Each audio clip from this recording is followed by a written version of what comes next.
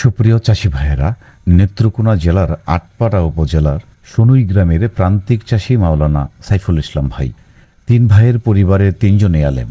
চাকরির সুবাদে ছোট দুই ভাই বর্তমানে ঢাকায় অবস্থান করলেও সাইফুল ইসলাম ভাই নিজ গ্রামে থেকে নিজের প্রতিষ্ঠিত মাদ্রাসায় শিক্ষকতা এবং স্থানীয় মসজিদে ইমামতির দায়িত্ব পালন করে আসছেন। তবে ধর্মীয় দায়িত্ব ও শিক্ষকতার পাশাপাশি তিনি গড়ে তুলেছেন একজন সফল মৎস্য উদ্যোক্তার পরিচয়।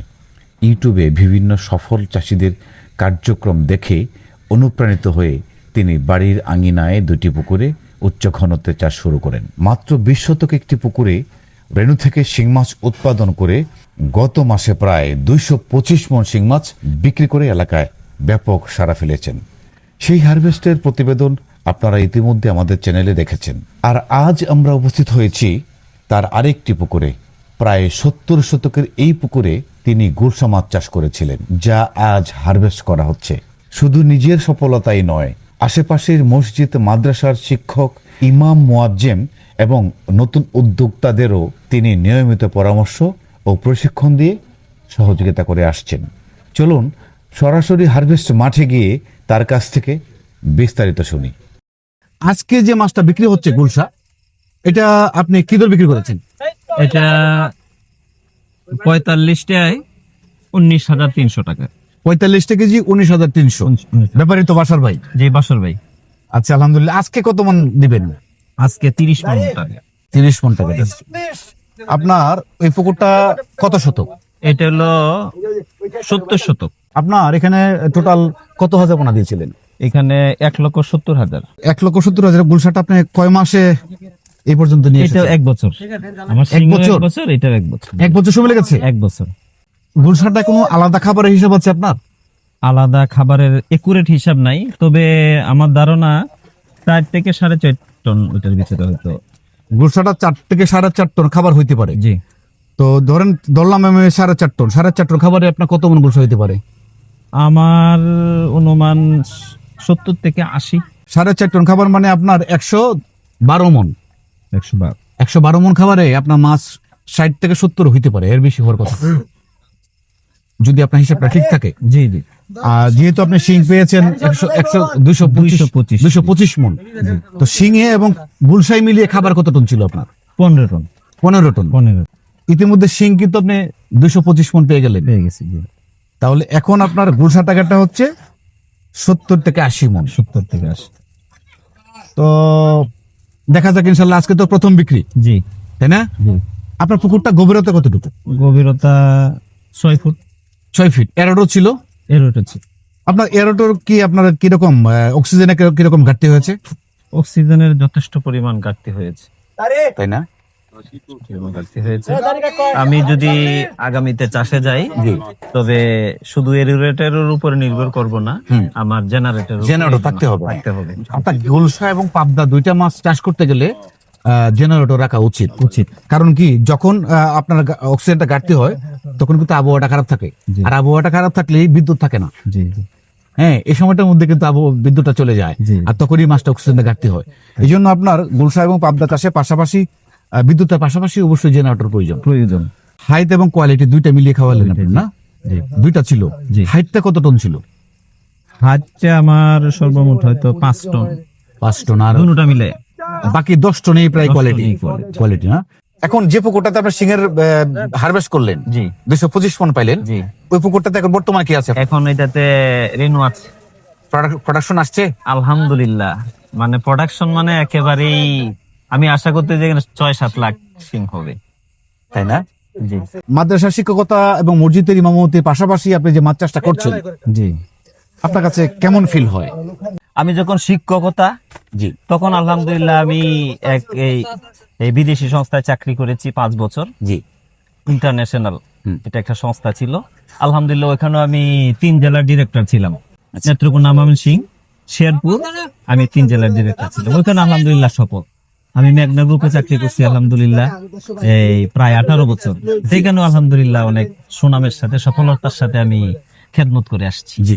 তো এখানে এসে আলহামদুলিল্লাহ মসজিদে আমি কোনো ভাতা নিচ্ছি না, মাদ্রাসাও আমি কোনো বেতন নিচ্ছি না। শুধু তাই নয়, আমি মাদ্রাসায় যে শিং বিক্রি করে আমি 1 লক্ষ টাকা মাদ্রাসায় দিয়ে দিয়েছি। আলহামদুলিল্লাহ। এটা শুক্রিয়া। মানে আপনার শিং মাছটা বিক্রি করে এখান থেকে 1 লক্ষ টাকা মাদ্রাসা দিয়ে দিচ্ছেন, একদম মুক্ত হচ্ছে। একদম। বাহ, আমার মাদ্রাসা ছাদ হবে এই জন্য দিয়ে দিচ্ছি। মাশাআল্লাহ মাশাআল্লাহ, খুব ভালো লাগলো। ইনশাআল্লাহ অবশ্যই দোয়া করি। আপনি শুনেছি যে আপনি নেত্রকোনা জেলার মধ্যে ইমামদের মধ্যে একটা শ্রেষ্ঠ প্রতিযোগিতা ইমাম হয়েছে, এখানে আপনি শ্রেষ্ঠ ইমাম হিসেবে নির্বাচিত হয়েছেন। জি জি আলহামদুলিল্লাহ। আলহামদুলিল্লাহ। 9 তারিখে আবার বিভাগীয় পর্যায়ে যাচ্ছি ময়মনসিংহ। ওইখানে বিভাগীয় যদি পর্যায়ে যাচ্ছেন এখন। আলহামদুলিল্লাহ, জি ওইখানে যদি আলহামদুলিল্লাহ আমি এলাও হয়ে যাই তাহলে জাতীয় পর্যায়ে যাবো। বাহ বাহ, মাশাআল্লাহ, আপনার জন্য দোয়া করি। আলহামদুলিল্লাহ, আপনার জন্য দোয়া করি। সুপ্রিয় চাষী ভাইরা, আমরা ইমাম যারা, আমরা কিন্তু হতাশাগ্রস্ত থাকি যে এটা এই মসজিদে ইমামতি করলে কয় টাকা বেতন আমরা পাবো, এই বেতন দিয়ে আমাদের সংসার কিভাবে চালাবো। পাশাপাশি আপনি যদি সাইফুল ভাইয়ের মতো একটা ছোটখাটো পুকুর নিয়ে চাষ করেন, তাহলে এটা সৎ ইনকাম, সৎ উপার্জন। হ্যাঁ, এবং এটাতে আল্লাহ নিশ্চয়ই নিয়ামত দান করবে। আপনারা যারা এই ধরনের মাছ চাষে যুক্ত হতে চান, আপনারা সাইফুল ভাইয়ের নাম্বারে যোগাযোগ করে ওনার পরামর্শ নিয়ে আপনার চাষে যুক্ত হতে পারবেন।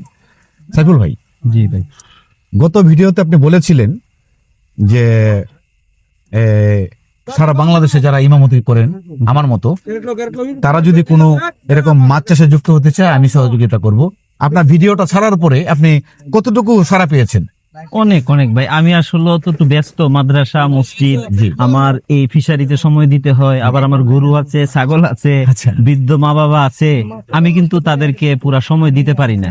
এবং আমি চেষ্টা করে যাচ্ছি তাদেরকে সেবা দেওয়ার জন্য। নতুন যারা আরো ইনশাআল্লাহ আমি চেষ্টা করব, নতুন উদ্যোক্তারা যারা যোগাযোগ করতেছেন, বিশেষ করে উলামায়ে কেরাম অনেকে যোগাযোগ করেন। আমি যেহেতু আলেম, সেই হিসেবে এই অনেক ইমাম সাহেব যোগাযোগ করেন যে আমি তো এরকম ইমাম মুয়াজ্জিন, আমি কিভাবে চাষটা করতে চাই। আমি ইনশাল্লাহ আরো যারা এটা দেখবেন ভিডিওটা, আমার সাথে যোগাযোগ করলে ইনশাল্লাহ রাত্রে 9টার পরে বা 10টার দিক দিয়ে যোগাযোগ করলে আমি সাধ্যমতো চেষ্টা করব। আপনি যে মাছটা দীর্ঘ সময় চাষ করে নিয়ে আসছেন, জি একদম মন থেকে কথাটা বলবেন, আপনি কি কি রোগবালাইয়ের মুখোমুখি হয়েছেন? আলহামদুলিল্লাহ, আমি অক্সিজেন ফেল ছাড়া আর কোনো রোগবালাই আমি পাই না, একেবারে না। শিং মাছে হয় নাই, গোসাতে হয় নাই। না। তাহলে আপনি যেহেতু রোগবালাইয়ের মুখোমুখি হন নাই, জি, তার মানে হচ্ছে আপনার পরিচর্যাটা ভালো ছিল। চেষ্টা করেছি। আপনি মূলত চাষটা যে শুরু করেছেন, কোথা থেকে অনুপ্রাণিত হয়ে শুরু করেছেন? এটার আপনার ভিডিও আমার অনেকটা অনুপ্রেরণা। আমার ভিডিও? জি। বাহ। যখন শিং মাছের বাজারটা একদম পড়ে গিয়েছিল গত বছর, হ্যাঁ, তখন আমি সিদ্ধান্ত নিয়েছি যে না, শিং মাছ চাষ করলে তো লস হবে, বা হয়তো আমি পিছিয়ে যাব। শিং মাসে তো দেখা যায় সব চাষি বেড়ে যাচ্ছে। জি, আমি রিস্ক হলেও, আমি যেহেতু বাড়িতে আছি, এটা এরকম একটা রিস্ক, আমি মনে করেছি যে হয়তো হবে, না হয়তো হবে না হয় শেষ। তো আলহামদুলিল্লাহ আল্লাহ দিয়ে দিচ্ছেন।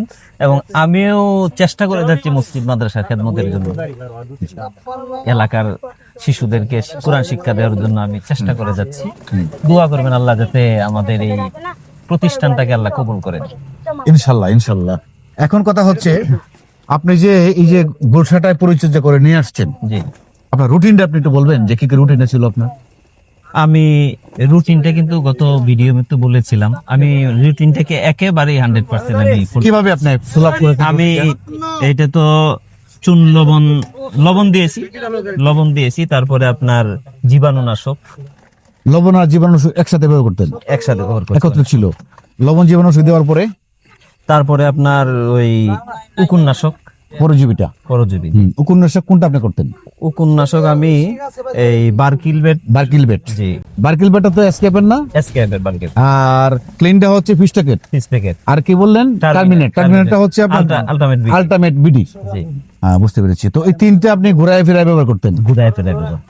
পরজীবীটা গেল। এখন আপনি আসেন, আপনি গ্যাসের ডোজটাতে করতেন, কি দিয়ে করতেন আপনি গ্যাসের ডোজ? আমি এই বেশিরভাগ ব্যবহার করেছি ফসিল, জিওলাইট। আর গিসুলিন কোনটা ব্যবহার করতেন? গেসুনেক্স ওয়াই ফিশ প্যাকেট। আর আপনার ইউকাটা আমি ব্যবহার করেছি অপসোনিনের ইউকা, প্লেন ইউকাটা। বুঝতে পেরেছি। এটা ছিল আপনার গ্যাসের ডোজ। প্রোবায়োটিক আমরা কোনটা ব্যবহার করতেন? প্রোবায়োটিক আমি ফিশ প্যাকেটটাই বেশি ব্যবহার করছি, ইকোটক্সিনিল। আপনার ফোন কেয়ার এসকেপের, হ্যাঁ, এটা ব্যবহার করেছে। এখন আপনি গ্যাসের ডোজটা কতদিন পর কোন সাথে করতেন? গ্যাসের ডোজটা দেখা গেছে যে ওই শিং এর মতো নেই, আগে তো 1 মাস পর পর, যখন মাছটা আমার একটু বড় হয়ে আসে, বড় হয়ে আসছে, 100 ভিতরে চলে আসছে, 20 দিন, এরপরে 15 দিন, এইভাবে করে নিয়ে আসছে।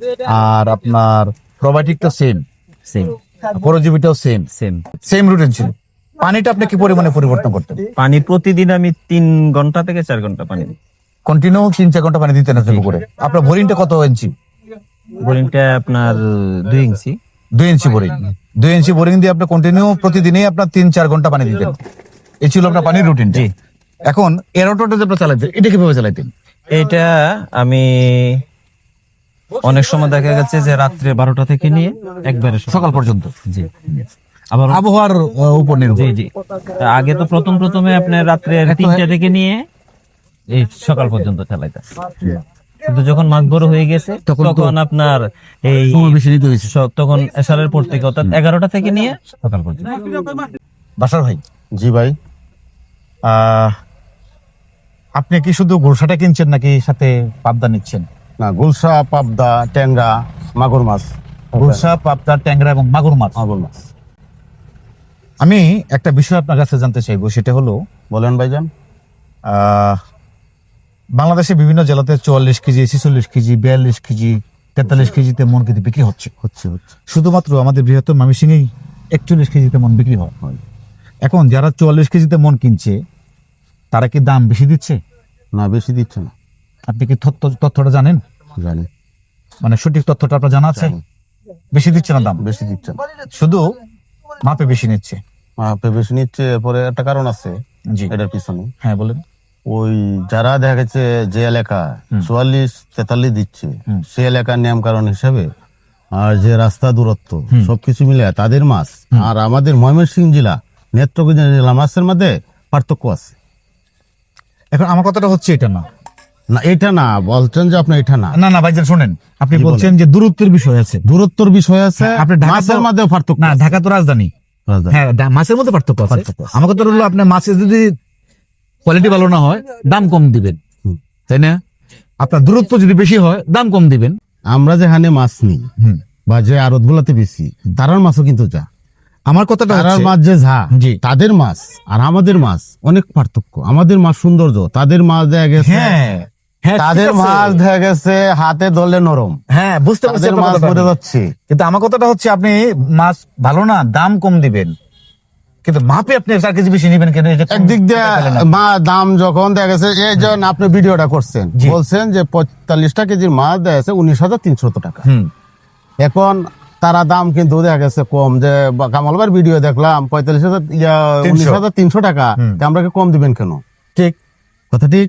এই মাছ আর এখন তাদের ওনাদের মাছ এক নাও হইতে পারে। এক নাও হইতে পারে। এবং তাদের মাছটা বাজারে নিয়ে আসলে এটা ওই যে আড়ত গুলা জানে যে এটা উত্তরবঙ্গের মাছ, এই মাছের কালার কোয়ালিটি ভালো না। কোয়ালিটি এটা দেখা গেছে ভিন্ন। আর আমাদের ময়মনসিংহের বা নেত্রকোনা যে এই পাশের মাছগুলো আছে, এটি সৌন্দর্য টাইট, এটি একটা সৌন্দর্য, এটার ভিতরে একটা নিকেল সৌন্দর্য সবকিছু মিলায় এটা বাজারে মানে চাহিদা বেশি। চাহিদা মানে একটা ইয়ে আছে। হ্যাঁ, বুঝতে পেরেছি। আমার কথাটা হচ্ছে, সুপ্রিয় চাষী ভাইয়েরা, আপনারা যারা বিভিন্ন জেলা থেকে 44 কেজি, 46 কেজি, 45 কেজি মনে বিক্রি করছেন মাছ, আপনারা এই জায়গাটা একটু হস্তক্ষেপ করেন। আমি আমার ভিডিওর মাধ্যমে সরকারের যারা রয়েছেন, আমি তাদের দৃষ্টি আকর্ষণ করছি, আপনারা এই মাপের বিষয়টা একটু হস্তক্ষেপ করুন। এখানে আমার মনে হচ্ছে যে চাষিরা, প্রান্তিক খামারিরা ঠকছে। আমরা যদি 41 কেজিতে মন বিক্রি করতে পারি, কাঁচামাল যেহেতু এটা প্রতি মনে 1 কেজি ডলক যাবেই, এটা রীতি রেওয়াজ হয়ে আসছে। কিন্তু আপনি 6 কেজি মাছ দিবেন 1 কেজি 1 মনে, এটা তো হয় না। 5 কেজি নেবেন, এটা তো হয় না। 4 কেজি নেবেন, এটা হয় না। 46 কেজিতে মন বিক্রি হচ্ছে মাছ কোন কোন জেলাতে। তাহলে চাষির উপরে জুলুম হচ্ছে না এটা? তা আমি আমার ভিডিওর মাধ্যমে সরকারের কাছে বিনীত অনুরোধ করবো, আপনারা এই বিষয়টা একটু হস্তক্ষেপ করুন। কারণ আমি অনুরোধ এই জন্য করলাম, আমি বিগত কদিন আগে দেখলাম একটা ভিডিওতে ভোক্তা অধিদপ্তর থেকে আপনার ওই ধানের মাপের মধ্যে হস্তক্ষেপ করেছে সরকার। আমিও অনুরোধ করব, আপনারাও এই মাছ চাষটা, এই জায়গাটা আমাদের চাষিরা ঠকছে, খামারিরা ঠকছে, আপনারা একটু হস্তক্ষেপ করবেন। বাসর ভাই, জি ভাই। আপনি 3টা মাছ কিনছেন, পাবদা, গোলসা, ট্যাংরা এবং মাগুর, 4টে মাছ কিনছেন। 4টা মাছ। আচ্ছা, ঠিক আছে। বিষয়টা হচ্ছে কি, আপনাকে তো ফোন দিবেই আপনি যদি ব্যাপারী, অবশ্যই। কারণ অনেক চাষি আছে যারা ব্যাপারীর সাথে কোনো যোগাযোগ নাই, আরদের সাথে কোনো যোগাযোগ নাই, মাছ চাষ করছে বিক্রি করতে পারতেছে না, হতাশায় ভুগতেছে। হ্যাঁ করতেছে, হ্যাঁ, এরকম কিন্তু অনেক চাষি আছে আছে আছে, যারা একটু মাছ বেচা কেনা করতে চায়। আপনি সবাইকে একটু আন্তরিক সহযোগিতা করবেন। অবশ্যই অবশ্যই। ঠিক আছে, দোয়া করি আপনার জন্য, আপনি ভালো আপনার জন্য থাকবেন। দোয়া করি, সবার জন্য দোয়া করি। আর হুজুরের সাথে আমার দেখা হয়েছে, হুজুর আমার জন্য দোয়া করেন, আমি আপনার সঠিকভাবে সঠিক সময় আইসাতে মাছটা নিতে পারছি, এটার জন্য আমার জন্য আপনি দোয়া করবেন, আমি আপনার জন্য দোয়া করি। সুপ্রিয় চাষি ভাইরা, সাইফুল ইসলাম ভাই মাছটা বিক্রির পর উনি অবশ্যই আমাকে জানাবেন ওনার টোটাল শিং এবং গুলশা মিলিয়ে কত টাকা বিক্রি এসেছে আর কত টাকা ওনার লাভ এসেছে। আমি সেই তথ্যটা অবশ্যই ছোট্ট একটা ভিডিওর মাধ্যমে আমি আপনাদের জানিয়ে দেওয়ার চেষ্টা করব। সাইফুল ভাইয়ের জন্য দোয়া করবেন, বাসার ভাইয়ের জন্য দোয়া করবেন, আমার জন্য দোয়া করবেন। আপনাদের সকলের সুস্বাস্থ্য এবং দীর্ঘায়ু কামনা করি। সকলে ভালো থাকুন। আসসালামু আলাইকুম। ওয়ালাইকুম আসসালাম।